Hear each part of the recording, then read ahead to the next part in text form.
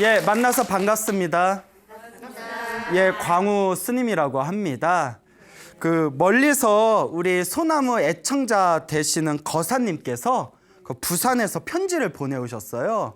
그래서 편지 내용이 너무 좋아서 이제 여러분들한테 들려드리고 싶어서 가져왔는데, 근데 이제 보내주신 편지가 내용이 좀 길어가지고 제가 좀 중간에 너무 긴 부분은 살짝 편집을 했습니다. 예, 우리 보내주신 불자님 좀 양해 바랍니다. 자, 제가 편지 읽어드릴게요. 광우 스님, 안녕하십니까?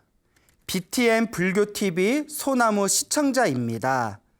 저는 1996년도에 딸아이가 소아 당뇨 진단을 받고 너무나 힘든 시간을 보냈습니다.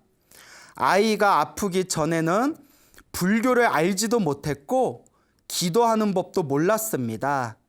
딸이 아플 때 기절을 하는 경우가 있었는데 쓰러진 딸을 장모님과 아내가 끌어안고 울었습니다. 나중에 딸이 깨어나서 말하기를 자신이 방 천장 위에서 그 광경을 보고 있었다고 합니다. 그런 일이 몇 번 있었습니다. 병원 치료와 한방 치료를 받았지만 한계가 있었습니다. 다른 방법을 찾던 중에 대체요법을 사용하는 거사님을 만났습니다. 2000년도 1월에 부산에서 양산으로 이사를 갔습니다. 이사 간 날 밤에 아내가 기절을 했는데 저는 119를 부를 생각도 못하고 아내를 부둥켜 안고는 천지파량 신주경 책을 펴고 혼신의 힘을 다해 소리내어 독송했습니다. 그러자 신기하게도 마지막 구절을 읽는 순간에 아내가 깨어났습니다. 나중에 아내가 말해주기를 아내가 정신을 잃었을 때 회색 옷을 입은 남자 2명이 나타나서 손짓을 하길래 따라가고 있었는데 갑자기 아내가 13살 때 돌아가신 친정아버지가 나타나셔서 너는 아직 올 때가 멀었으니 뒤돌아보지 말고 빨리 돌아가라. 2딸을 잘 키우고 나중에 한참 있다가 와도 된다고 하셨습니다. 그래서 아내가 깨어나게 된 것입니다. 지금 생각해도 참 신기합니다. 그해 4월 초에 가랑비가 날리는 날 거사님이 연락이 와서 밀양 얼음골에 가서 딸의 병을 낫기 위해 길을 받으러 가자고 했습니다. 그때는 허무맹랑한 소리라고 생각했습니다. 하는 수 없이 얼음골에 있는 가마 불폭포에 갔습니다. 잘 아는 노보살님이 그 폭포를 화엄성중 폭포라고 했습니다. 옆에 거대한 폭포를 관음폭포라고 했습니다. 거사님과 함께 가보니 아무도 없고 저희 둘만 있었습니다. 저는 기도하기 위해서 폭포 위쪽으로 올라갔습니다. 폭포 위에는 15에서 20cm 깊이의 작은 소가 있었습니다. 발을 소에 담그고 하늘을 우러러보며 발언하였습니다. 불보살님, 천지신명님, 우리 불쌍한 딸 병이 낫도록 가피를 주십시오. 천수경과 파량경, 화엄경 야창계를 독송하였습니다. 눈을 감고 화엄경 야창계를 3번째 독송하는데 믿지 못할 경험을 하였습니다. 발바닥 밑에서 번개처럼 회오리 치듯이 어마어마한 힘이 들어오는 것이었습니다. 순간 무속인들이 신을 받는 이야기가 떠올라 겁이 나서 눈을 뜨니 그 힘이 배꼽 밑에 단전에 머무르고 있는 것을 느꼈습니다. 화엄경 야창계를 끝내니 그 힘이 바위 밑으로 사라지는 것을 느꼈습니다. 나중에 함께 온 거사님께 이야기를 하니 놀라워하며 믿기지 않는다고 했습니다. 화창한 날씨에 가마불 폭포에 도반들과 다시 가게 되었는데 또 다른 경험을 하였습니다. 폭포에서 놀다가 하산할 때 뒤에서 무엇인가 당기는 느낌이 들어 뒤를 돌아봤습니다. 그러자 잠깐이지만 폭포에서 금빛 찬란한 불보살님의 모습을 보았습니다. 놀라서 일행을 불러 다시 뒤를 돌아보니 불보살님의 모습이 사라진 뒤였습니다.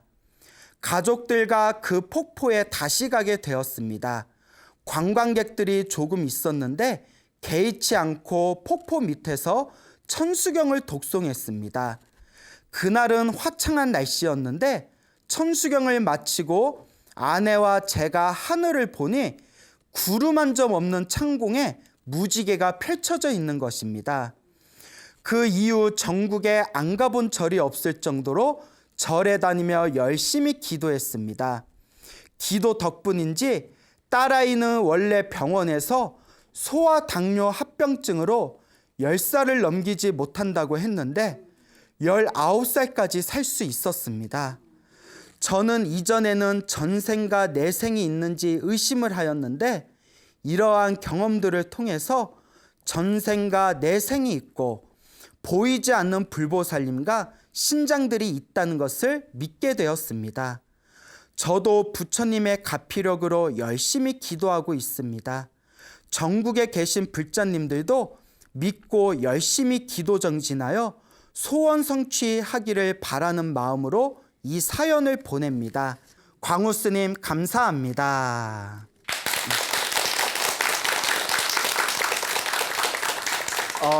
편지 내용이 너무 좋았죠? 네. 이와 같이 우리 주변에 기도를 열심히 하는 불자님들께서는 알게 모르게 이런 불보살님들의 가피를 다 경험하고 체험한다는 것을 우리가 이렇게 새록새록 또 이제 새로운 그런 이야기를 전해 듣게 됩니다.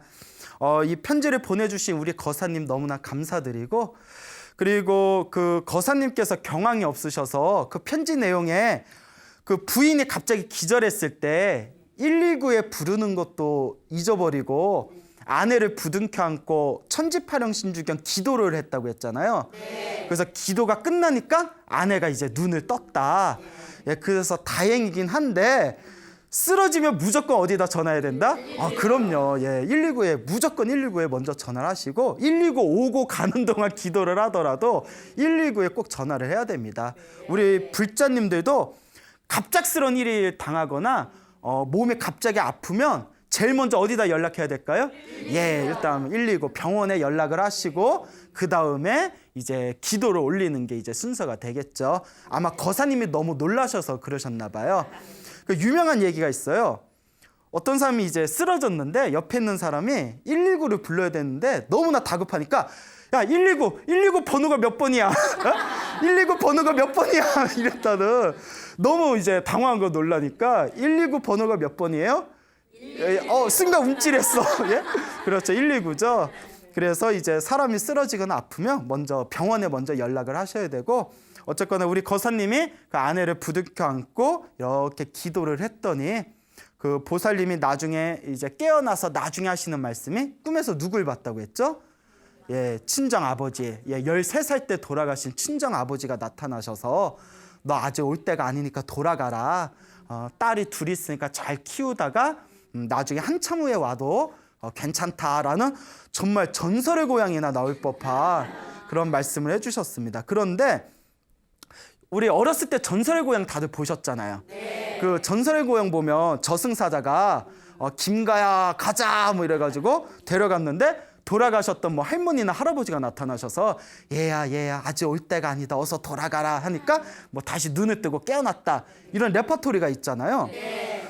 저도 어렸을 때 이런 얘기 들으면 거짓말이라고 생각했거든요. 정말 거짓말이라고 생각했어요. 에이 막 이런 거 있잖아요. 그런데 제 주변에 많은 분들이 실제로 이런 비슷한 일화를 겪으신 분들이 많습니다. 뭐 전에도 소나무에서 몇 번 말씀을 들었고 앞으로도 소나무에서 풀어야 할 썰이 굉장히 많아요. 아직도. 그 주변에서 스님 이야기거리가 아직도 남으셨나요? 하는데 걱정을 하지 마세요. 엄청 많아요, 이야기거리가. 근데 이런 뭐 저승사자를 만났는데 다시 깨어났다거나 죽은 줄 알았는데 돌아가신 조상님이 나타나서 다시 이승으로 보낸다든가 이런 걸 체험하신 불자님들이 의외로 많습니다. 그래서 우리가 보지 못했다고 해서 없다고 하면 된다 안 된다? 안 된다. 이 세상은 우리가 모르는 신비가 너무나 많습니다. 그래서 그런 것들을 꼭 무시할 수만은 없다라는 걸 말씀드리고 싶습니다. 그리고 기도를 열심히 하신 덕분인지 어렸을 때 소아당뇨가 합병이 돼버리면 이렇게 오래 살기가 좀 힘들답니다. 건강하게 오래 살기가 힘든데 그 편지에 보니까 원래 의사가 몇 살까지 살 거라고 했다? 10살까지. 그래요. 틀렸어요. 10살까지 아마 10살을 넘기기 힘들 것이다 라고 이야기를 했는데 그래도 기도를 열심히 한 덕분인지 몇 살까지 살았다? 19살까지. 그러니까 이제 편지를 본 이 스님의 입장에서는 이때 가피를 잘 받으셔서 이렇게 건강해져서 오래오래 편안하게 살았으면 좋겠다라는 생각은 들지만 사실 사람의 명이라는 게 우리 마음대로 돼요, 안 돼요? 안 되죠. 하지만 일찍 세상을 떠난 따님께서 그래도 우리 아버지가 기도를 열심히 해주신 덕분에 그래도 분명히 어딘가 좋은 곳에 태어나셨을 것이다 라고 저는 그렇게 말씀을 드리고 싶습니다.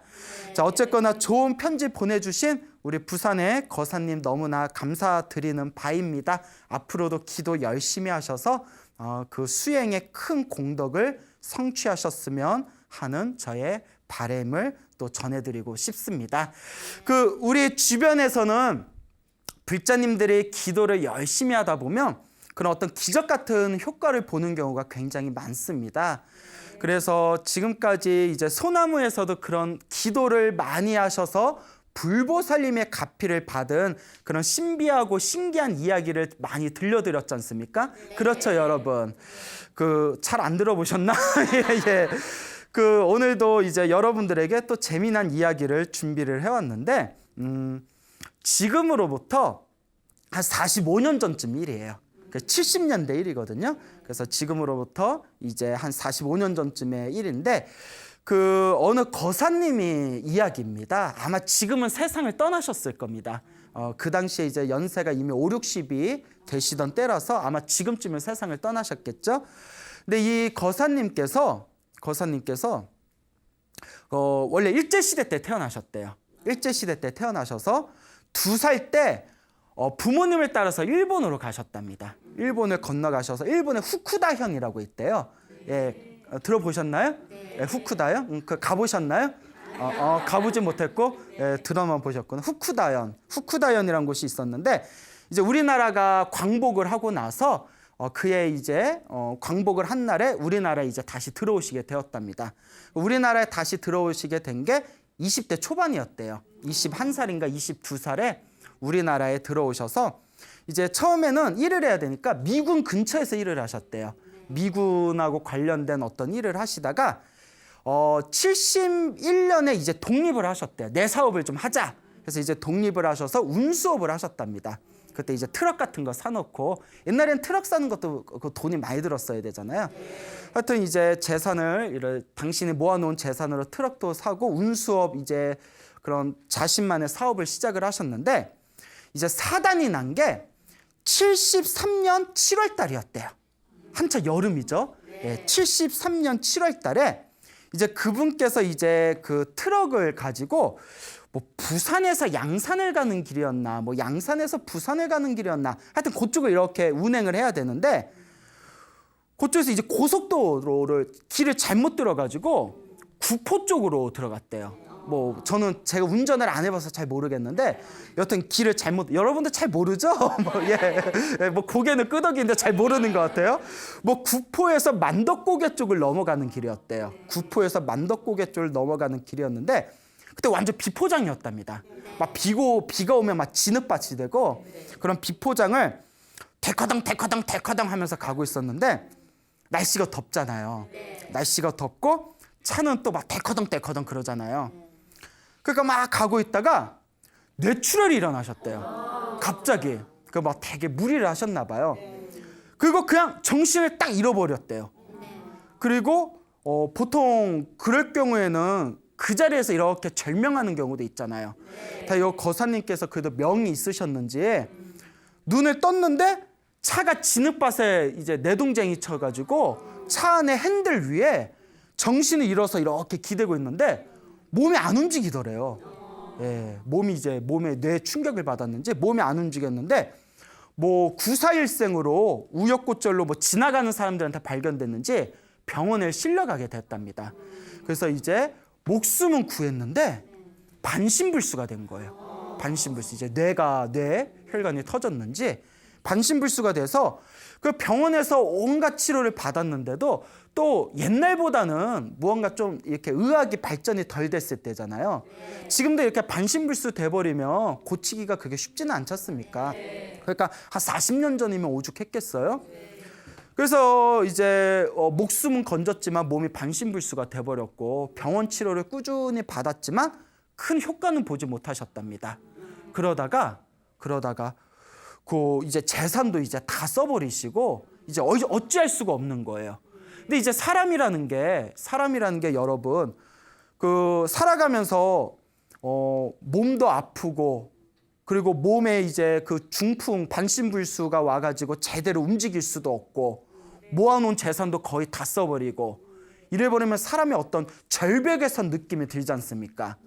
그러니까 이분께서 너무나 이제 그 어떤 삶의 큰 고통과 괴로움을 느끼고 어떤 장애를 느끼시게 되었는데 이분께서 이대로 그냥 내가 죽어버릴까 그런 생각까지 하시다가 그때 예전에 인연이 있던 어느 스님을 만나셨대요. 인연이 있던 어느 스님을 만나셔가지고 요 스님께서 그러지 말고 기도를 해라. 이것도 다 그대가 전생에 지은 업보일 수도 있으니까 기도를 한번 간절하게 해봐라. 그러면 병이 나을 수 있다. 이렇게 얘기를 하더래요. 그러니까 사람이 약한 마음이 생기고 마음에 뭔가 의지하고 싶을 때 그런 종교에 뭔가 귀하고 의지하고 싶은 그런 마음이 들지 않습니까? 그러니까 이분께서 스님의 말씀을 딱 듣고 그럼 내가 기도를 한번 해봐야겠다. 그래서 당신이 예전에 인연 있는 사찰을 이렇게 찾다 보니까 저쪽 전라도의 영광 불곽사라고 있어요. 불갑사 들어보셨나요? 워낙 유명한 절인데 가보셨어요? 또 아는 절 나왔구나. 예, 그래. 가만히 있다가 이제 아는 절 나왔어요. 절 좋죠. 큰 집이. 그래요? 예, 좋겠네요. 예. 어쨌거나 불갑사에 가셨대요. 예. 그 불갑사에 갔었는데 불갑사에 가서 이제 거기 스님들께 여기서 제가 몸이 아픈데 기도를 좀 올리겠다 허락을 받은 뒤에 거기서 이제 몇 날 며칠 기도를 올리기로 이렇게 이제 마음의 결심을 세웠는데 그때 비장한 마음으로 절에 들어갔대요. 내가 죽든가 살든가 여기서 내가 결판을 지겠다. 내가 기도하다 차라리 절에서 기도하다 죽겠다. 그 절은 뭔 죄냐? 아니 왜 절에서 죽어? 하여튼 그런 마음으로 내가 간절한 마음으로 내가 차라리 기도하다 죽더라도 내가 여기서 결판을 보겠다. 근데 마음이 좀 기도할 때 이런 마음의 결심이 있긴 있어야 돼요. 그래서 불갑사에 다 대웅전에 들어갔는데 지금은 불갑사가 워낙 유명한 절이고 법당이 잘 되어 있었는데 그 거사님 말씀이 당시 이제 70년대에 불갑사에 딱 가봤더니 법당이 너무 쇠락해가지고 막 위에선 비가 새고 새는 비가 막 불상에 이렇게 눈물 자국처럼만 나 있고 주변에 막 난리가 아니었대요. 그 옛날에 되게 이제 산골짜기 있었을 때 그러니까 요 거사님이 가슴이 갑자기 울컥거리더래요. 그러니까 내 신세나 부처님 비 맞고 있는 부처님 신세나 이걸 유식한 말로 동병상련이라고 하잖아요. 알고 계셨어요? 예. 그 동병상련이 느껴졌나 봐요. 그래가지고 내 신세나 부처님 신세나 그거 뭐라고 했냐면 부처님 그러니까 내 몸이 먼저 낫게 해주세요라고 안 하고 부처님 제가 부처님 계신 법당을 제가 보수할 수 있도록 힘을 주십시오. 그러니까 그 마음을 먼저 낸 거예요. 부처님 제가 부처님 법당을 새롭게 부처님을 편안하게 모실 수 있도록 힘을 주시고 제 몸의 병이 싹 낫게 해주십시오 부처님 하면서 기도도 어떻게 하는지 몰랐대요. 그냥 대충 스님한테 들은 대로 속으로 염불 하면서 입으로 마음으로 염불 하면서 계속 절을 올렸대요. 근데 중요한 게 있잖아요. 거사님이 어떤 상태라고 했죠? 반신불수인 상태에서 절을 한다는 게 되게 어려워요. 옆에서 부축해주는 사람도 없이 그러니까 반신불수이신 분이 절 한번 하려고 내려갔다가 일어나는 것 자체가 우리 건강한 사람들 108배 하는 거나 다름없어요. 그럼 온몸을 부들부들부들거리면서 일어났다가 앉았다가 일어났다가 앉았다가 관세음보살 하염없이 기도를 올렸답니다. 절을 몇 번만 하면 온몸에 땀이 푹 젖었대요. 근데 기도를 하려면 그런 도끼가 좀 있어야 돼요. 기도하다가 좀 힘들면 아유 좀 쉬었다 하지 뭐 이래버리면 될 일도 안 돼요. 여러분들 그렇죠? 예? 우리 주변의 불자님들이 스님 소나무에 나오는 이야기가 사실이에요? 그러면 아유 스님이 제가 거짓말하겠습니까? 이러면 다 불자님들이 다 전해주신 이야기입니다. 이랬더니 스님 저도 그럼 기도 열심히 하겠습니다. 이러는 거예요. 그럼 며칠 후에 만나서 기도 열심히 하고 계세요? 이러면 그냥 웃지요. 예? 처음에는 열심히 하다가 이제 직장 생활하고 하면 몸이 피곤하면 하루 쉬고 이틀 쉬다 보면 일주일 쉬고 일주일 쉬다 보면 한 달 넘어가고 그러니까 마음으로는 기도해야 된다는 마음을 알고 있는데 사람이 자꾸 게을러지는 거예요. 근데 기도를 지독하게 기도해서 큰 가피를 받은 분들 특징이 정말 간절할 때 내가 이거 아니면 내가 죽겠구나. 이거 아니면 진짜 내가 죽겠구나. 내가 믿을 게 누구밖에 없거나 부처님밖에 없구나 라는 확신이 들 때 정말 간절하게 기도할 수가 있습니다. 그러니까 이 거사님은 정말 부처님을 믿고 간절한 거예요. 반신불수인 몸으로 몸을 덜덜덜덜 떨면서 절하고 또 연불하고 그러니까 온몸에 땀이 흠뻑 젖을 정도로 절하고 연불하고 절하고 연불하고 그렇게 몇 날 며칠이 지났대요. 아침에 눈 뜨면 저녁에 잠들 때까지 기도만 했대요. 밥 먹는 시간 빼고는 기도만 한 거예요. 대단하죠? 그렇게 몇 날 며칠이 지났는데 온몸이 다 탈진을 해버립니다. 그렇잖아요? 몸이 다 탈진을 해서 살짝 이렇게 잠이 들었대요. 너무 힘들어서 거의 기절하듯이 잠이 들었는데 비몽사몽에 눈앞에 그 대웅전에 부처님 황금빛 부처님 세 분이 다 나타나시더래요. 꿈속에 생생하게 황금빛 부처님 세 분이 다 나타나셨는데 꿈속에서도 그러니까 자기는 꿈인 것도 모르는 거죠. 너무나 감동스러워서 다 합장을 하고 있는데 앉은 상태에서 왼쪽에 계신 부처님이 어디에 계신 부처님이? 예, 세 분 중에서 왼쪽에 계신 부처님. 근데 여기에 문제가 하나 있어요. 나를 기준으로 왼쪽인지 부처님을 기준으로 왼쪽인지 그렇잖아요. 나를 기준으로 왼쪽이면 이쪽이고 부처님을 기준으로 왼쪽이면 저쪽이잖아요. 하여튼 어느 쪽? 왼쪽이에요. 예, 그 거사님이 어느 쪽 왼쪽인지는 말씀을 안 해주셨는데 왼쪽에 있는 부처님이 자기한테 뭘 이렇게 손을 내미시더래요. 그래서 뭘 내미셔서 뭔가 하고 봤더니 황금빛 반짝반짝거리는 황금빛 구슬을 주시더래요. 구슬, 황금 구슬. 예. 그래서 떨리는 손으로 황금 구슬을 딱 이렇게 손으로 받아서 품에 안았는데 품에 안는 순간 온갖 기쁨과 서러움과 오만 가지 감정이 복합적으로 확 이렇게 일어나면서 꿈에서 대성통곡을 했대요. 그 황금 구슬을 안고 예? 황금 구슬을 안고 대성통곡을 하다가 꿈에서 깼대요. 꿈에서 딱 깼는데 너무나 생생하더래요. 그 온몸이 땀으로 다 젖어 있고 얼굴도 눈물로 막 젖어 있는 거예요. 꿈에서 울었던 게 진짜로 울었던 거예요. 그래서 이게 무슨 꿈인가? 뭔가 좋은 일이 생기려나 보다 하는데 몸이 너무 시원하더래요. 그 어디 사우나에 들어가서 땀을 빼고 찬물에 들어간 것처럼 몸이 시원했는데 그 꿈을 꾸고 나서 중풍이 나와버렸대요. 예. 오늘 리액션 좋아요? 예, 오늘 리액션 좋네요. 예. 그래요. 계속 이런 분위기 유지합시다. 자, 어쨌거나, 이게 약 45년 전쯤에 어느 거사님께서 겪으신 이야기라고 합니다. 근데 우리 주변에 그 거사님만 겪은 게 아니라 우리 주변에 그런 이야기가 많습니다. 근데 중요한 거는 내가 기도를 해야 되는 거예요. 예. 우리가 한번 스스로 한번 자기 자신에게 물어봐야 돼요. 나는 부처님을 믿는가? 나는 보살님들을 믿는가? 나는 기도를 하면 불보살님의 가피를 얻는다는 것을 믿는가? 예. 믿으면 기도를 안 할 수가 없어요. 근데 기도를 하다 말다 하는 사람은 아직 믿음이 덜한 거예요. 근데 어떤 사람은 정말 믿는데 정말 부처님을 믿는데도 기도를 게을리하는 사람들이 있어요. 그런 사람들 왜 그러냐? 에이스 대충 해도 부처님이 도와주시겠죠. 너무 믿는 거야. 예, 너무 믿으니까. 그런데 이제 그런 식의 믿음은 옳지 못합니다. 우리 불교는 인과 응보, 예? 인연의 업보이기 때문에, 내가 지은 인연의 업보이기 때문에, 내가 지은 만큼 내가 받는 것이기 때문에 내가 기도한 만큼 받는 겁니다. 그러니까 생각해 보세요. 그 반신불수인 거사님이 몇 날 며칠을 쉬지 않고 계속 눈물을 흘리면서 절을 한 게 우리 건강한 사람들이 그냥 이렇게 편하게 절하는 것보다 몇십 배, 몇만 배의 정성이 들어간 겁니다. 그러니까 불보살님들이 감동을 안 할 수가 없는 거죠. 자, 이와 같은 이야기가 있습니다. 그러니까 여러분들도 살면서 힘들고 괴로울 때 하늘을 탓하고 조상을 탓하고 주변 사람들을 탓하지 말고 내 인생, 내 팔자를 탓하지 말고 한번 불보살님의 가피를 의지해서 기도를 열심히 해보시기 바랍니다.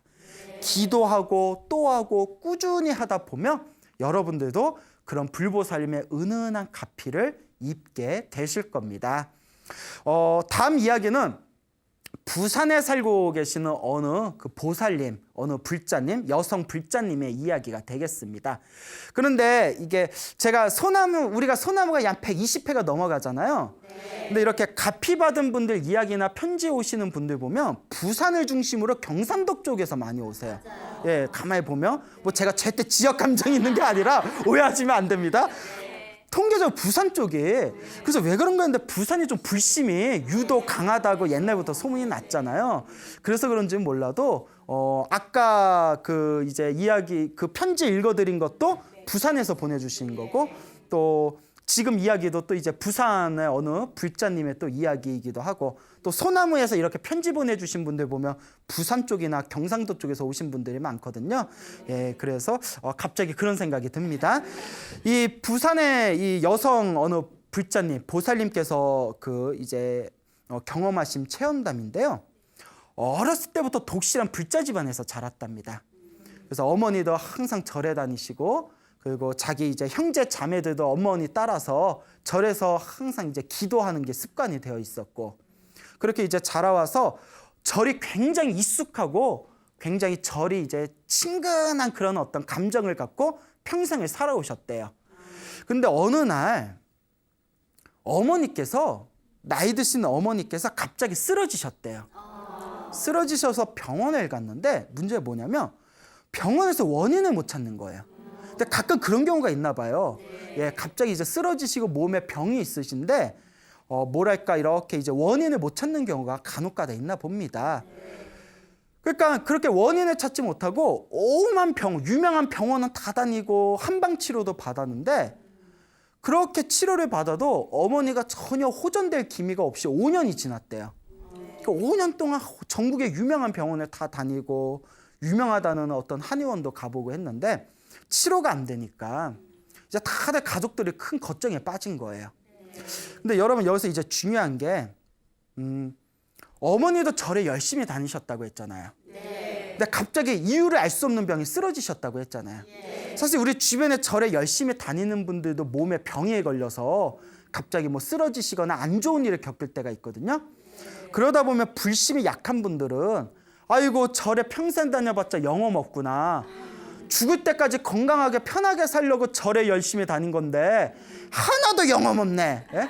절에 다닌 거 다 뻥이다, 뭐 이런 마음에 빠질 수가 있거든요. 주변에 그런 분들도 없지 않아 있잖아요. 근데 불교 공부를 제대로 하면 그런 마음이 일어나지 않습니다. 자, 불교는 인과 업보라고 했죠.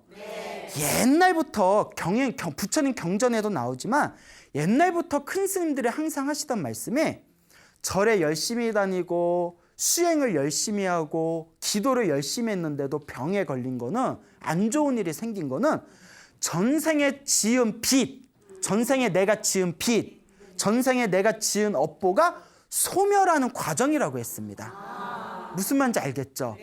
불교는 인과 업보잖아요. 내가 지은 건 누가 받아야 된다?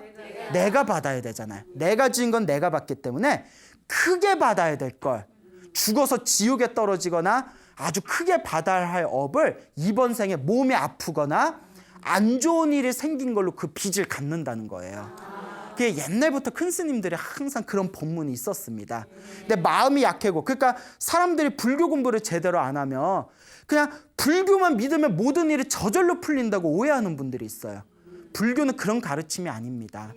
세상에 어떤 종교도 믿으면 저절로 일이 풀리는 종교는 없어요. 주변을 보세요. 근데 불교는 뭐라고 가르치냐? 내가 지은 업은 누가 받는다? 내가 받는 겁니다.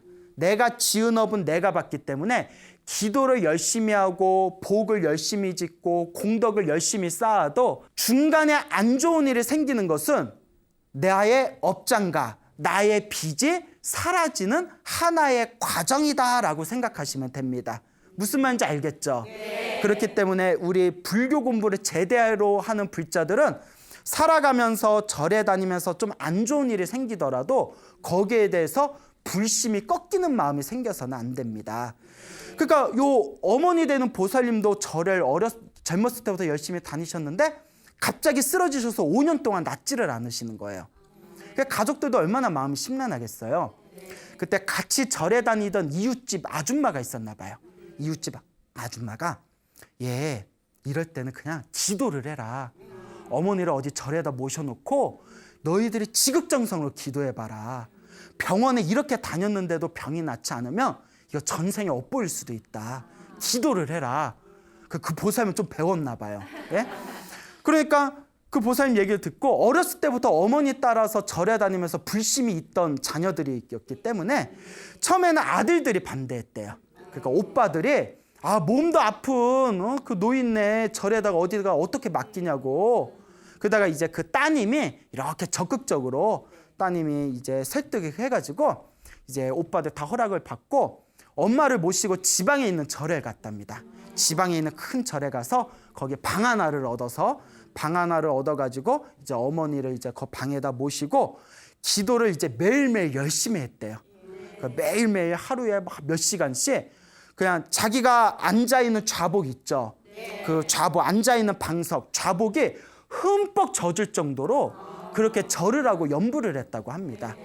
그렇게 이제 간절하게 제발 우리 어머니 병이 낫게 해주세요라고 간절하게 기도를 했는데 그렇게 한 달 정도가 지났답니다.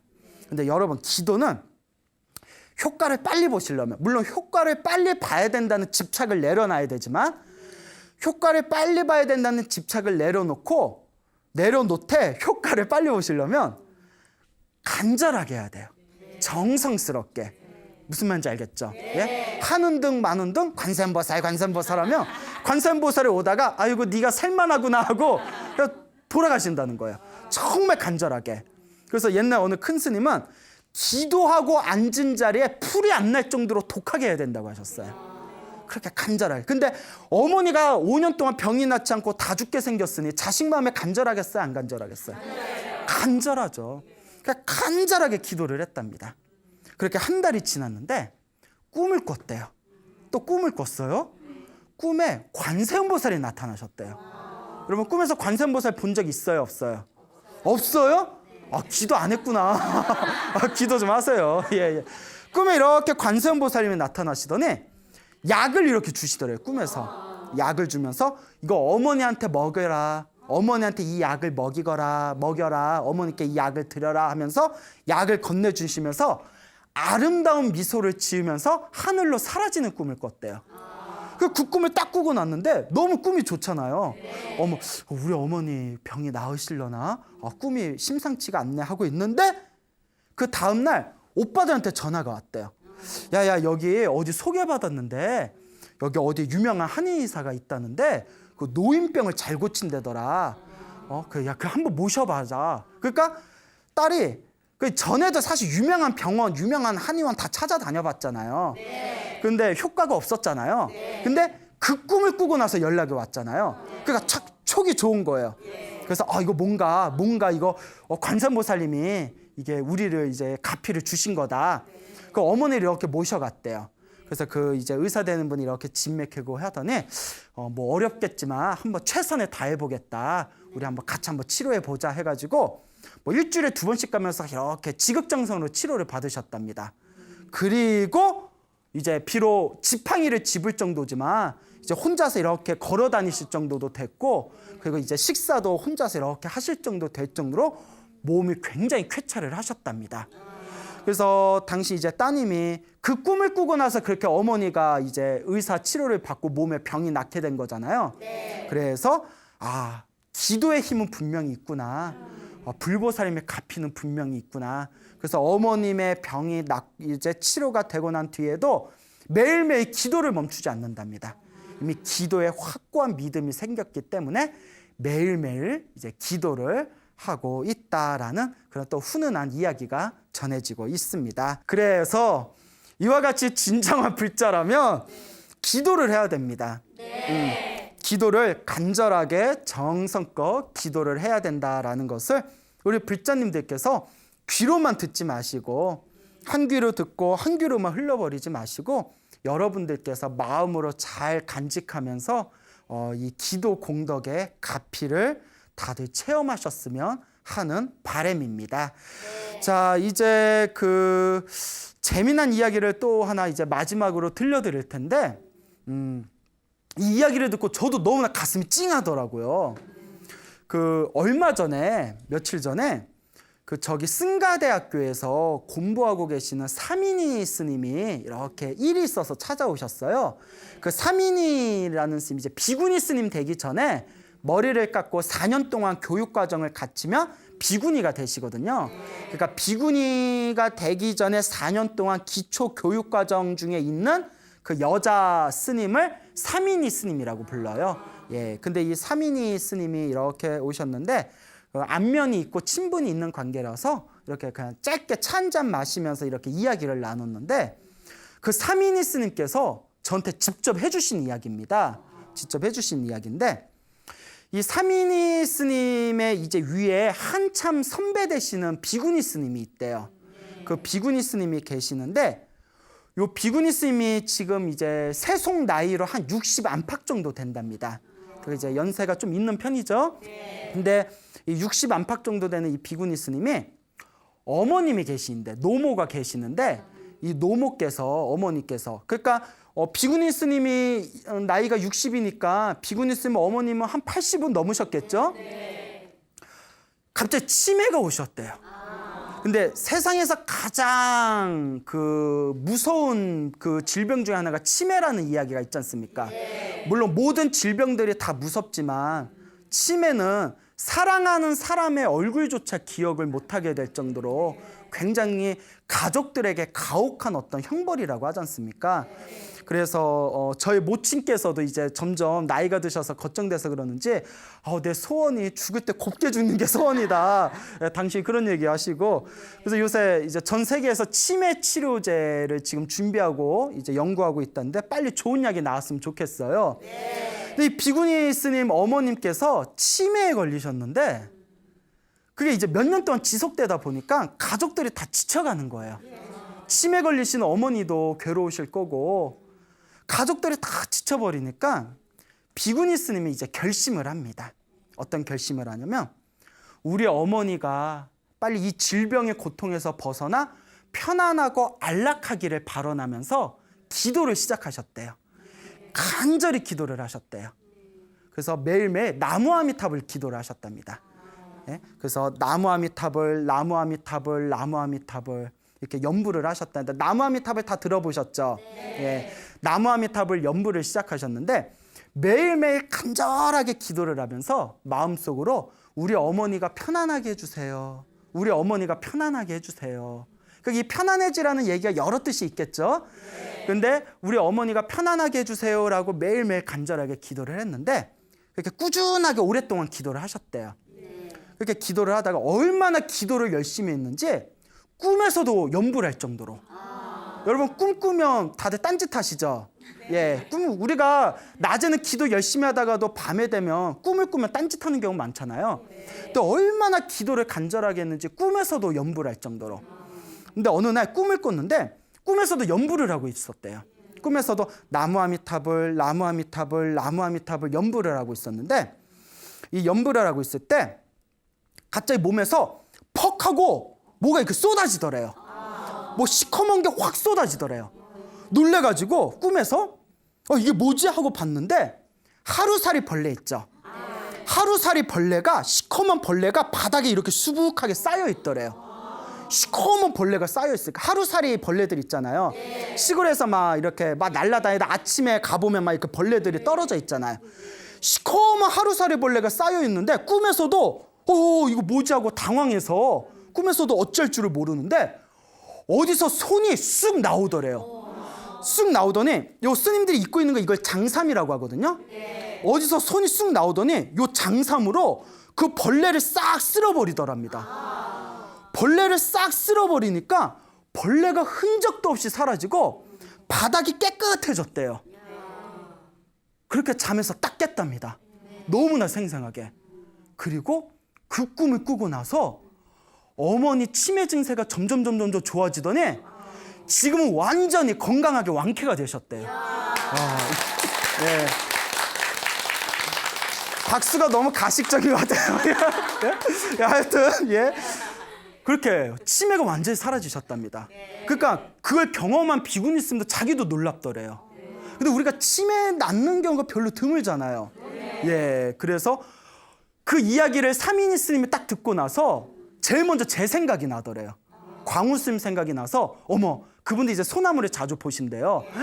너무 자기가 너무나 심심이 나가지고 이 이야기를 광우 스님한테 이야기해줘서 광우 스님이 소나무에서 많은 불자들에게 불교TV 소나무에서 이 이야기를 해주면 많은 불자분들이 기도하는데 도움이 되겠다.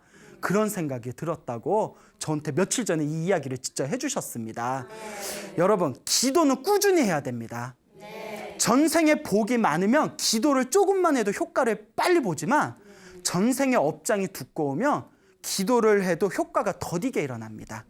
그러니까 효과가 빨리 일어나든 효과를 늦게 보든 절대 그것에 집착하지 마시고 부처님께 기도하고 내가 열심히 공덕을 지으면 반드시 인연 업보의 법칙에 의해서 내가 그 공덕을 받게 될 것이다라는 믿음을 가지셔야 됩니다.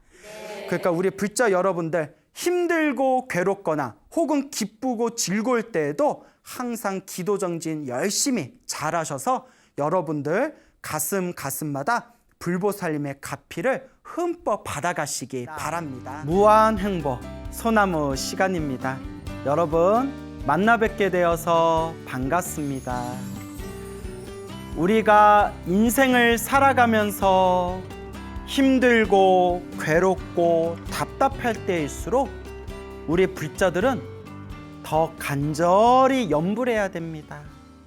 더 간절히 기도해야 됩니다. 우리 불자들이 의지할 수 있는 최고의 의지처가 바로 불보살님, 또한 우리 위대한 스승 부처님입니다. 늘 부처님을 의지해야 된다. 제가 가장 좋아하는 부처님 말씀이 있습니다. 사람으로 태어나기 어렵고 부처님 법 만나기 참으로 어려워라. 부처님 가르침 공부하고 공부할수록 기도하고 기도할수록 시간이 지날수록 더욱 마음에 사무칩니다. 이 세상에 사람의 몸으로 다시 태어날 수 있다는 게 얼마나 기적 같은 일인가. 사람으로 태어나도 수많은 사상, 수많은 종교, 수많은 가르침들이 있는데 그 속에서 이 부처님의 바른 법을 만날 수 있다는 것이 얼마나 내가 복이 많은 존재인가. 아무리 생각하고 아무리 생각해도 내가 이번 생 부처님 법을 만나지 않았더라면 이번 생 얼마나 내가 허망한 생각에 휩쓸리면서 방황하며 살았겠는가. 부처님 감사합니다. 제가 이렇게 부족하고 못난 중생이지만 이렇게 부족하고 못나더라도 그래도 부처님 법을 만나서 이렇게라도 제가 살아가고 있습니다. 부처님 감사합니다. 부처님 법 안 만났으면 얼마나 제가 어리석음 속에서 더 많은 업보를 지으며 살았겠습니까? 라는 것이 정말 기도하다가 마음에 사무칠 때가 있습니다. 그래서 늘 우리 불자들은 부처님을 의지하고 부처님 가르침에 의지해야 됩니다. 그리고 소중한 나 무한행보 소나무에서 수없는 사람들에게, 수많은 이 불자들에게 부처님의 가피 이야기를 끊임없이 전해드렸습니다. 그래서 제가 늘 드리는 이야기가 부처님 가피는 분명히 있다. 단 기도를 하면서 좋은 일이 생기고 나쁜 일이 생기고 기도를 열심히 했는데도 힘들고 괴롭고 내가 원하는 대로 풀리지 않더라도 다 내가 지은 업의 인연이다. 그러니 더 간절하게 기도하고 내 업보를 닦아나갈 뿐이다. 부처님 가피는 분명히 있다. 라고 늘 말씀드립니다. 얼마 전이었어요. 제가 저 지방에 어느 사찰에 초청법회를 갔어요.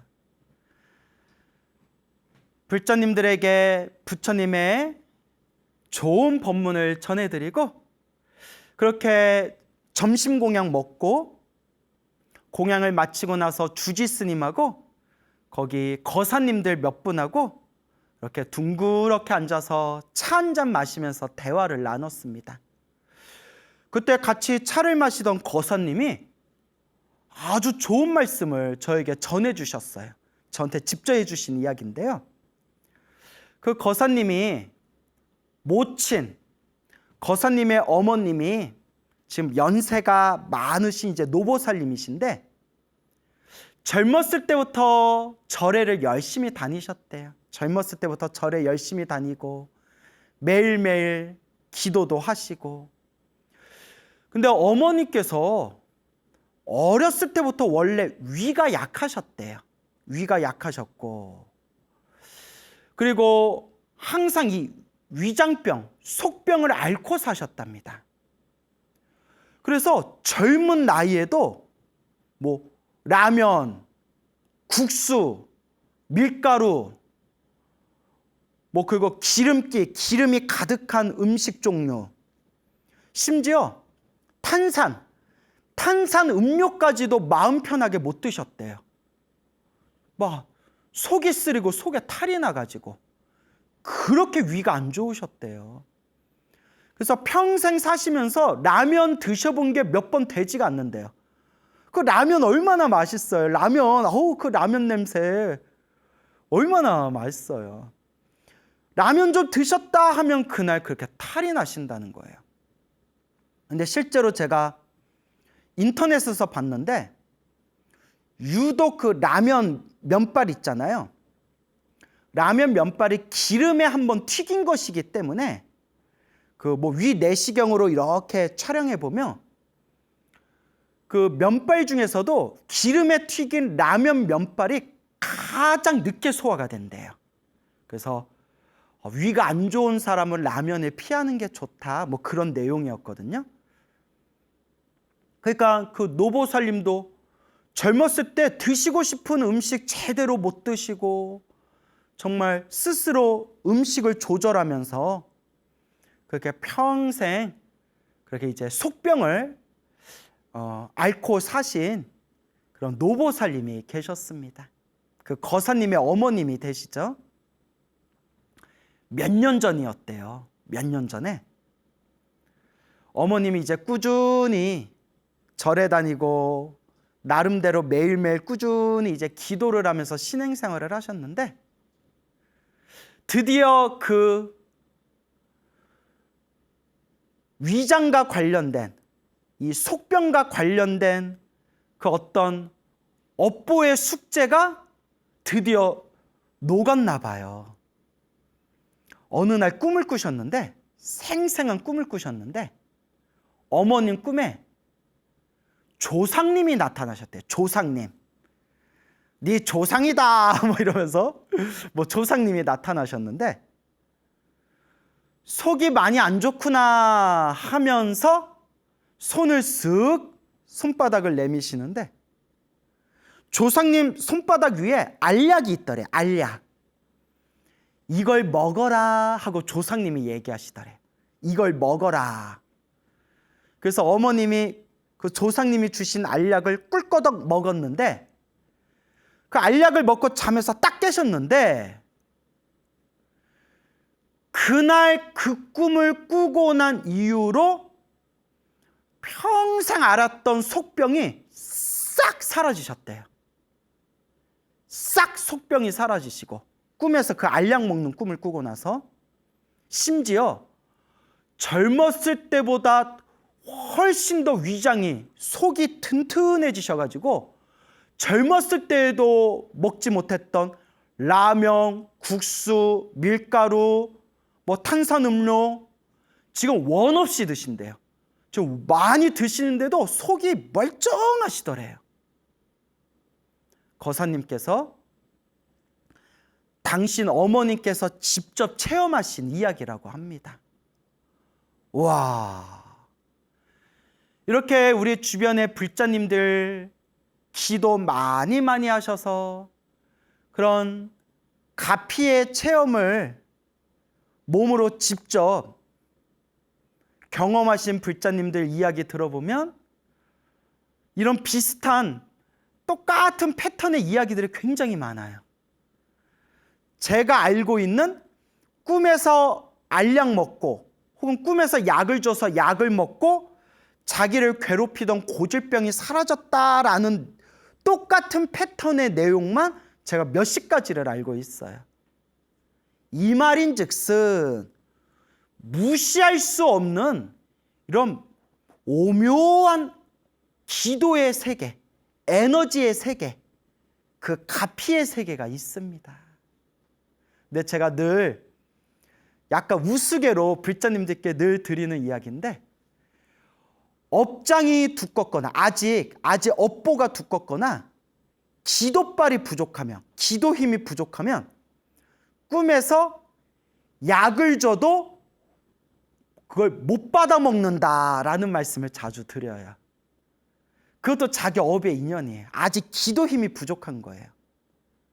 그래서 기도 열심히 해서 꿈에서 약 먹어라 줬는데 뭐 약을 먹으려는 순간 잠에서 딱 깬다거나 또 기껏 야 이거 약 먹어라 하고 꿈에서 약을 주는데 아예 나 그거 싫어요 안 먹을래요 하고 꿈에서 거절한다거나 그럼 이제 나중에 기도 많이 하신 스님들이 그 얘기 들으시면 아이고 그걸 먹어야지 그거 왜 안 먹어 하고 이제 안타까워하는 그런 이제 재미난 또 사연 이야기들이 있습니다.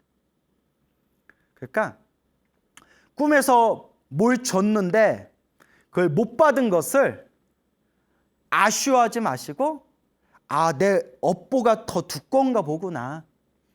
내 기도 힘이 좀 부족한 거 보구나. 더 열심히 내가 기도해야 되겠구나. 이렇게 마음을 스스로 잘 돌리시고 더 기도를 간절히 열심히 기도하셔야 됩니다. 그래서 그 거사님의 어머님께서 직접 체험하신 이 이야기를 들으면서 다시 한번 우리 다 아는 이야기지만 다시 한번 그래 부처님 가피는 있다. 그 가피를 빨리 얻냐 좀 늦게 얻냐의 차이일 뿐이지 기도의 공덕은 절대 허공으로 날아가지 않는다. 반드시 내가 지은 기도의 공덕은 반드시 내가 받는다라는 것을 우리 불자님들이 명심하시면서 기도에 집중을 잘 하시기 바랍니다.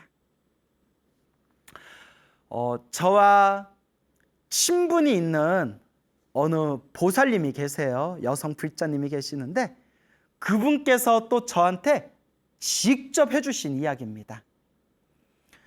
어머님이 그 보살님의 어머님 노보살님이 젊었을 때부터 절에 열심히 다니고 기도를 많이 하셨대요. 그렇게 신행생활을 많이 하시고 크고 작은 가피를 많이 체험하셨대요. 그러니까 이렇게 평생 기도하면서 자기가 직접 그 부처님의 가피를 체험하신 분들은 이 불심에 흔들림이 없어요. 근데 꼭 믿음이 없고 불심이 약한 사람들이 왜 기도하는데 왜 소원 성취가 안 되나? 내가 절에 열심히 다녔는데 왜 나한테 자꾸 안 좋은 일이 생기나? 내 기도 열심히 했는데도 왜 아무런 효과가 없나? 이렇게 스스로 마음에 망상을 막 일으키는 거지. 늘 말씀드리지만 부처님의 가피와 기도의 에너지는 반드시 있습니다. 아유, 소중한 나 무한행복에서 제가 목격하거나 직접 들은 이야기, 수백 분 불자분들의 그 기도가피 이야기를 제가 시원하게 다 여러분들에게 전해드렸잖아요. 그래서 이 보살님께서도, 어머님이 되시는 노보살님께서도 평생 기도하면서 크고 작은 가피를 많이 받으셨는데, 오래전 일이래요. 오래전에 그렇게 아들이 계셨는데, 그러니까 저에게 이 이야기를 전해주신 보살님의 오빠가 되겠죠. 오빠. 그래서 이 노보살님의 이 아들이 어느 날 이렇게 크게 사업을 하다가 큰 실패를 맛봤대요. 에휴, 참. 인생 살다 보면 인생이 내 뜻대로만 풀리지는 않아요. 근데 너무나 사업 실패의 충격이 너무나 컸나 봐요. 그 성인인 다 큰 아들이 그러니까 좀 마음의 상처를 받고 또 집안 사람 볼 면목도 없었는지, 아이고, 다 큰 아들이 집을 나가버렸대요. 가출을 했대요. 그러니까 다 큰 아들이 갑자기 막 가출해버리니까, 그때는 뭐 휴대폰도 없었을 때였을 거예요. 언제적 얘기인지는 모르겠는데 오래전 얘기래요. 아니, 엄마 마음이 얼마나 속이 새카맣게 타겠어요, 여러분. 이거 나가가지고 잘못되면 어떡하나? 이거 딴 생각 품고 이거 엉뚱한 짓 하면 어떡하나? 아이고, 아들아. 부모 마음은, 엄마 마음은 얼마나 새까맣게 타겠어요. 그러니까 여러분, 우리가 참 이 효도라는 게, 우리 부모님 거창하게 저렇게 꽃가마에 올려놓고 어허둥실 우리 부모님 매일매일 즐겁게는 못해드릴 망정, 나 때문에 상처받거나 나 때문에 가슴 아플 일은 최대한 우리가 피해야 돼요. 물론 인생 살면서 뭐 이렇게 부모님 마음에 상처 줄 때도 있고 가슴 아프게 할 때도 있는 게 이 중생살이지만, 그래도 부모님의 그 마음에 못을 박아서는 안 되죠. 그러니까 아들이 이제 다 큰 아들이 연락이 두절되고 가출해버리니까 어머니 마음이 얼마나 새카맣게 속이 타겠어요. 평소에 어머니께서 법화경 사경을 많이 하시고 항상 관세음보살 연부를 많이 하셨대요. 늘 이렇게 시간 낼 때마다 법화경 사경하시고 늘 시간 낼 때마다 관세음보살 연부를 많이 하셨는데, 아들이 절해버리니까 너무나 가슴이 답답하고 너무나 걱정이 돼서 간절하게 기도를 하셨대. 아들을 위해서. 부처님, 우리 아들, 우리 자식 건강하게 집으로 돌아오게 해주십시오. 우리 아들 아무 일 없이 건강하게 집으로 돌아오게 해주십시오. 얼마나 어머님이 간절하게 기도했겠어요. 그렇게 이제 며칠이 좀 지났대요. 며칠이 지났는데 그날도 이렇게 이제 사경하고 관세음보살 연부를 하면서 기도하다가 이제 밤에 잠자리에 드셨대요. 딱 이불 위에 누워서 이렇게 잠자리에 드셨는데 인기척이 들리면서 느낌이 이상하더래요. 누웠는데 자기 머리 곁에 자기 누운 이제 머리 위에 느낌이 이상해가지고 정말 비몽사몽에 이렇게 눈을 뜨고 봤는데 웬 사람이 자기 머리맡에 딱 하고 앉아있더래요, 사람이. 그리고 누워서 막 비몽사몽에 누구야? 누구야? 이렇게 속으로 이렇게 누워가지고 이렇게 봤는데, 빤히 쳐다봤는데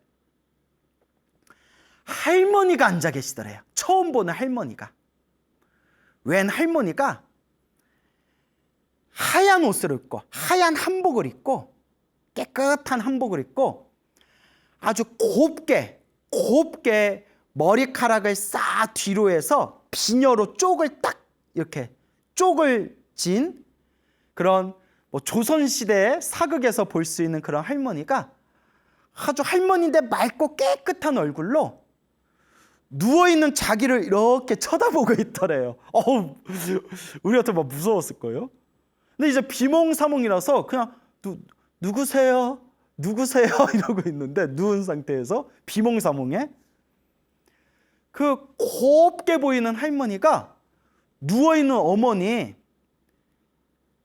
머리를 이렇게 쓰다듬어 주시더래요. 우와, 감동. 머리를 이렇게 쓰다듬어 주면서 애야, 애기야 라고 부르더래, 할머니가 어머니를. 애야, 걱정하지 말아라. 아무 걱정하지 말아라. 괜찮다. 아무 걱정하지 말아라. 괜찮다 하고 이렇게 이제 머리를 쓰담쓰담 해주더래요. 그러면서 딱 정신 차려봤더니 너무나 생생한 꿈이었대요. 이게 뭘까? 너무 근데 기분이 좋더래요. 곱고 맑고 깨끗해 보이는 할머니가 걱정하지 말아라 괜찮다 하고 머리를 쓰다듬어 주신 그 느낌이 생생하게 남아있더래요. 그리고 그날 아침에 해가 떴어요. 아침 해가 어떻게 뜨죠? 둥글게 뜨죠. 아침 해가 둥글게 떴는데 이제 아침에 옛날에 우리 그 조간신문 있잖아요. 신문. 집에다가 이렇게 신문 던져주잖아요. 그래서 그 마당에 아침 신문 가져오려고 아침에 해 떴을 때 이제 마당에 신문 가져오려고 현관문을 딱 열었는데 현관문 앞에 그 계단에 왜 시커먼 사람이 이렇게 웅크려가지고 앉아있더래요. 놀래가지고 누구야? 이렇게 봤는데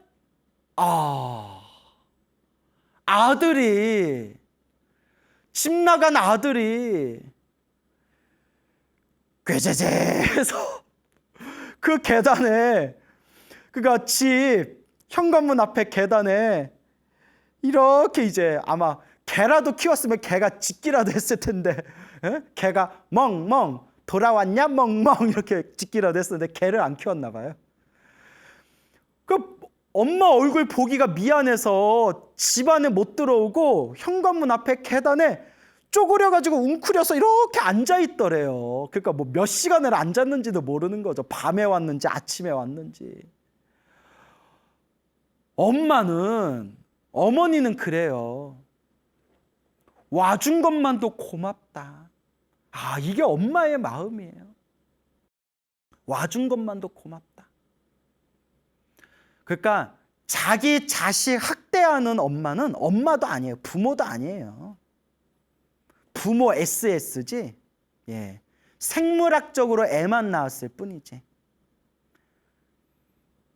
내 배로 난 내 자식에 대한 그 모성, 그게 바로 엄마의 상징 아닙니까? 그러니까 나를 사랑해주고 보듬어주고 내 새끼 하면서 사랑받으면서 자라신 분들은 정말 부모 복이 많은 분들이에요. 와준 것만도 고맙다. 그게 엄마의 마음 아닙니까?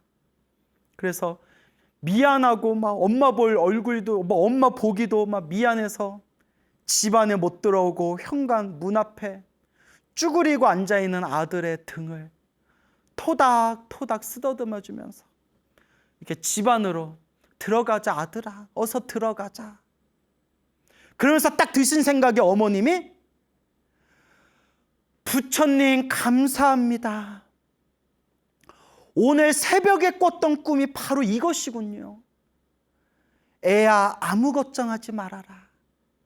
아무 걱정하지 말아라. 제 머리를 쓰다듬어 주셨던 뜻이 이것이군요. 집 나간 아들이 돌아왔습니다.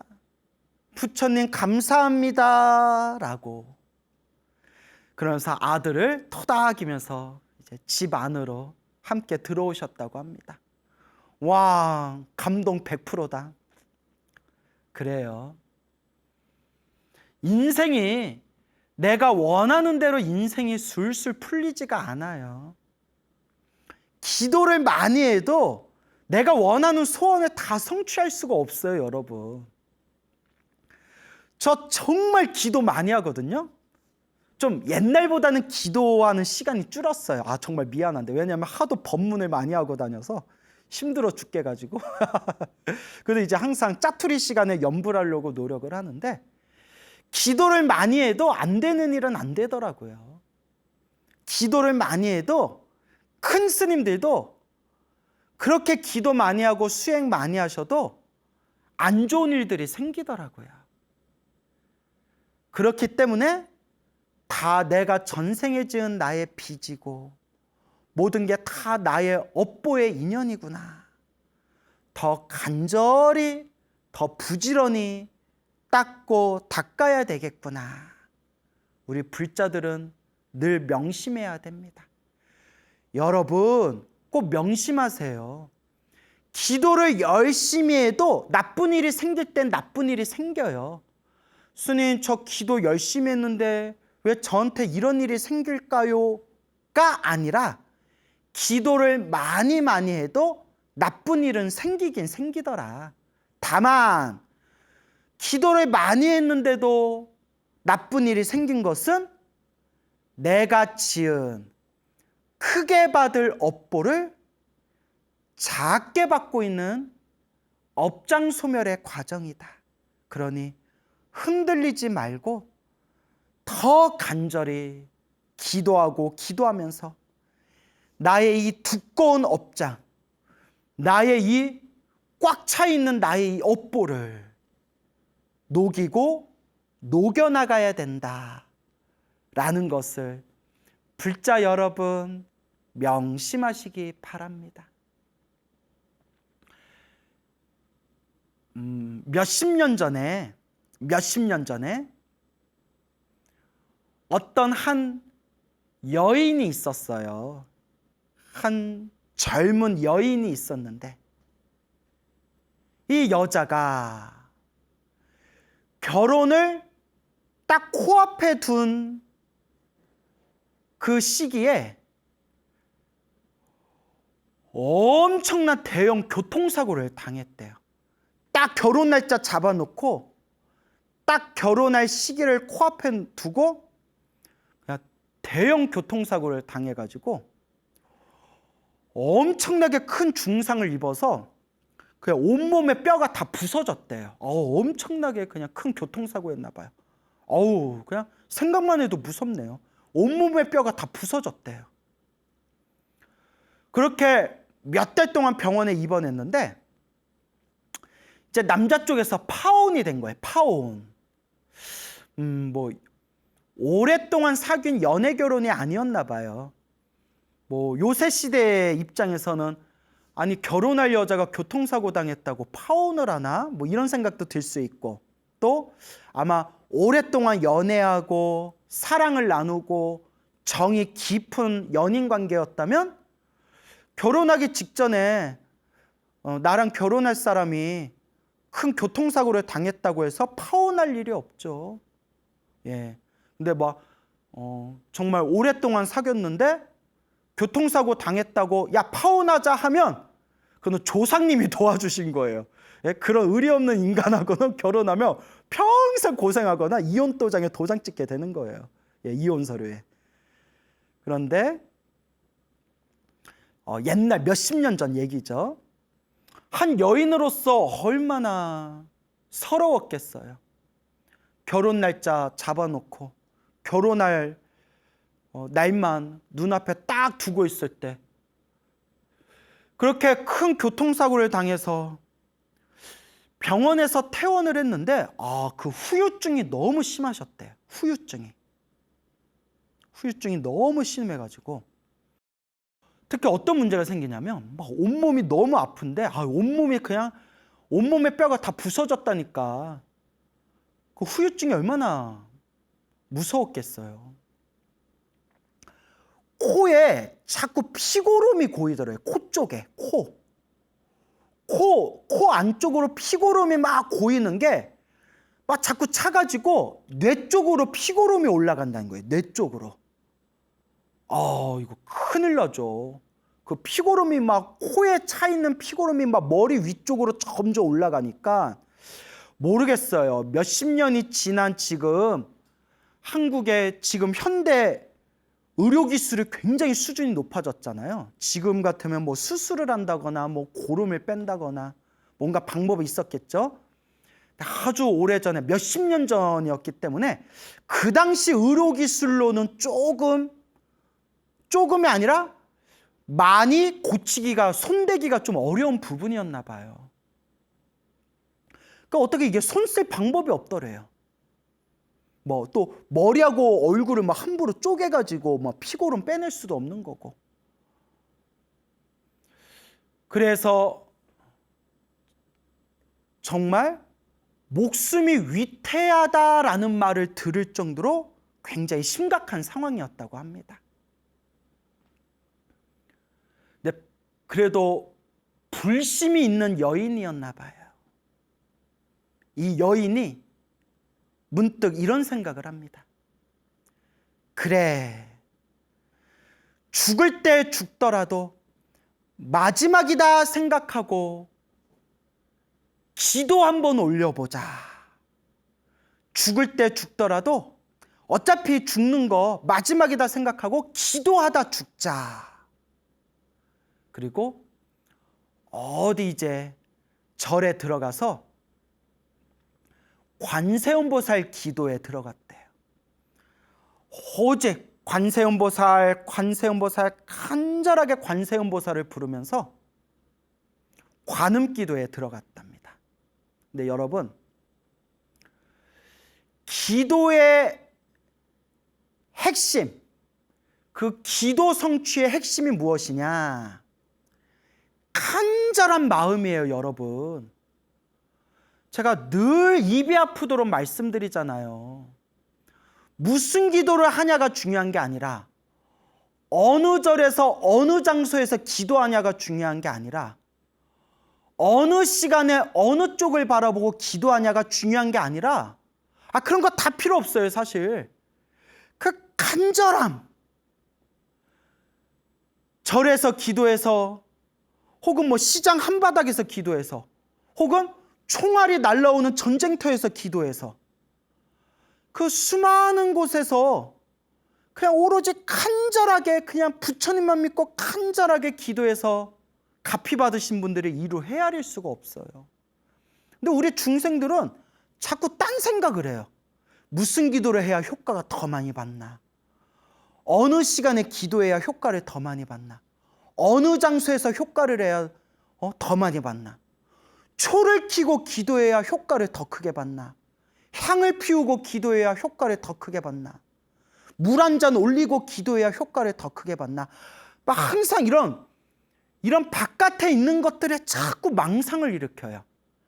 물론 부처님께 물 올리고 쌀 올리고 등 올리고 또 기운이 좋은 도량에서 기도하고 하면 기도빨이 더 좋은 건 사실이에요. 사실인데 정말 내가 다급할 때 이 불보살의 값이 그 기도 성취의 마지막 핵심의 결론은 어디서 기도하건 어떻게 기도하건 그 간절함이에요. 꿈에서도 기도가 쭉 이어질 정도로 그 간절함. 근데 간절하게 기도할 생각은 안 하고 자꾸 뭘 갖다 붙이면 효과가 더 좋을까? 요걸 갖다 붙이면 효과가 더 좋을까? 어디 가서 뭘 하면 효과가 더 좋을까? 자꾸 그렇게 망상을 일으키는 분들이 있어요. 간절함. 그런데 여러분, 그 여인이 나 죽는다 생각하고 내 인생의 마지막 기도다 생각하고 절에 들어가 모든 걸 다 놓아버리고 오로지 관세음보살님 하고 기도했을 때 그 간절함이 얼마나 깊었겠어요. 여러분, 잠잘 거 다 자고 밥 먹을 거 다 밥 먹고 사람들하고 수다 떨 거 다 수다 떨고 놀러 다닐 거 다 놀러 다니고 하고 싶은 거 다 해가면서 기도하면 안 한 것보단 낫겠지만 해보면 알잖아요. 그 간절함이 그게 막 무르익겠어요? 정말 자는 시간도 밥 먹는 시간도 사람들 만나는 것조차도 그냥 다 내려놓고 오로지 관세음보살님, 오로지 지장보살님, 그 오로지 부처님이라는 마음으로 그렇게 그 여인이 절에서 간절하게 관세음보살을 불렀는데 수없이 눈물을 흘리고 수없이 눈물을 쏟아가면서 관세음보살을 불렀을 때 21일이 딱 지났대요. 21일. 37은 20일. 21일째 되는 날 밤에 생생한 꿈을 꿨대요. 어머니가 나타나셨대요. 엄마가 나타나서 자기를 이렇게 우물가에 데려가더래요. 어머니가 이렇게 우물가에 데려가서 이렇게 옷을 벗기고 우물가에서 이렇게 바가지에 물을 탁 뜨시는데 자기 몸에, 꿈속에서 자기 몸에 온몸에 막 피고름이 묻어 있더래요. 피고름이. 어머, 이게 뭐야? 하고 있는데 어머니가 우물가에서 바가지에서 물을 떠가지고 그 맑은 물로 그 여인의 몸에 묻은 피고름을 깨끗하게 그 피고름을 닦아주는, 깨끗하게 그 물로 피고름을 다 닦아주는 그 꿈을 꾸면서 딱 잠에서 깼대요. 어머니가 나타나서 우물가에 데려가서 딸의 몸에 덕지덕지 묻어있는 피고름을 그 깨끗한 물로 다 닦아주는 그런 꿈을 꾸면서 잠에서 딱 깨어났답니다. 우와, 결과는 어떻게 됐을까요? 눈치채셨죠? 싹 나았대요. 피고름은 물론 평생을 지고 갈지도 모를 온몸이 부셔졌던 그 교통사고의 후유증, 그 통증까지도, 후유증까지도 싹 다 사라져 버렸대요. 싹 다. 아, 부처님 은혜구나. 아, 관세음보살님 은혜구나. 내 평생 불보살님 은혜를 갚으며 살리라. 그리고 그 여인, 이 사연이 기구했던 여인이 머리 깎고 출가해서 비구니 스님이 되십니다. 그 비구니 스님이 오래전에 세상을 떠나신 그 지장암이라는 암자에서 오랫동안 주석하셨던 법회라는 비구니 스님이시랍니다. 법회 스님. 그래서 88살에 세상을 떠나셨는데요. 88살 세상을 떠나실 때까지 그렇게 병 없이 무병장수를 하셨다고 합니다. 이것이 부처님의 가피이다. 나무 아미타불 관세음보살, 지장보살, 마살. 여러분, 우리 중생이 인생을 살아간다는 거, 인생이 내 마음대로 술술 풀리지가 않습니다.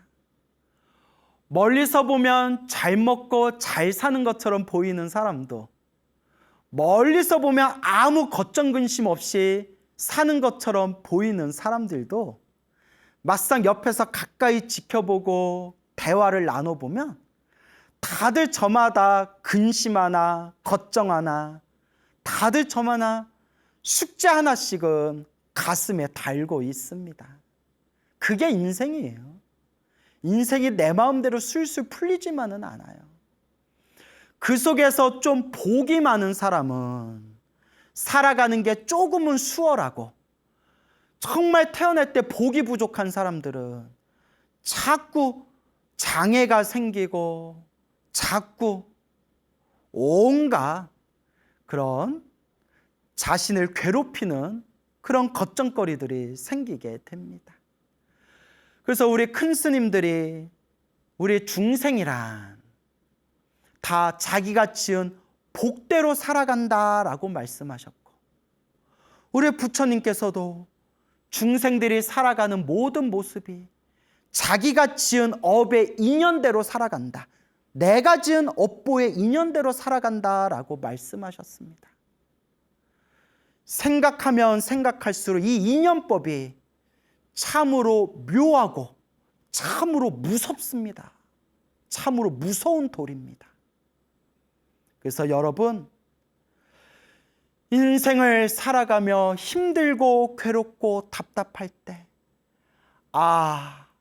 내가 과거 전생에서부터 빚을 많이 졌구나, 내가 과거 전생에 벌려놓은 숙제가 많구나, 내가 전생에 지어놓은 내 업보가 참 많구나 라고 스스로 반성하면서 간절히 업장을 소멸하는 마음으로 염불하고 기도하면서 복을 지어나가야 됩니다.